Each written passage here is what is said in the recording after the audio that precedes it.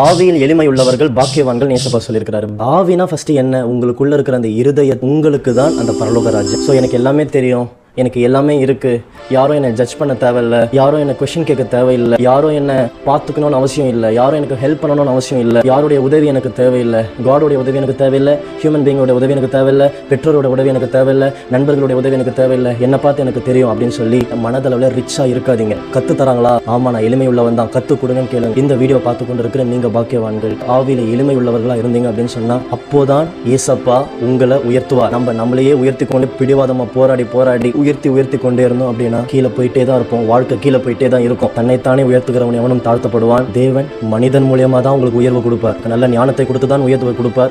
உனக்கு நல்ல இன்டெலிஜென்ஸ் கொடுத்து தான் உயர்வை கொடுப்பார். உனக்கு நல்ல ஸ்கில்ஸ் கொடுத்து தான் உயர்வை கொடுப்பார். நீ யார்? உனக்கே காமிச்சு உனக்குள்ள எவ்வளோ பவர்ஸ் இருக்கு, நீ எவ்வளோ பொட்டன்ஷியல், உன்னை எவ்வளோ காட் அழகாக கிரியேட் பண்ணியிருக்கிறாரு அப்படின்னு சொல்லி உனக்கே வெளிப்படுத்தி அதுக்கப்புறமா தான் உனக்கு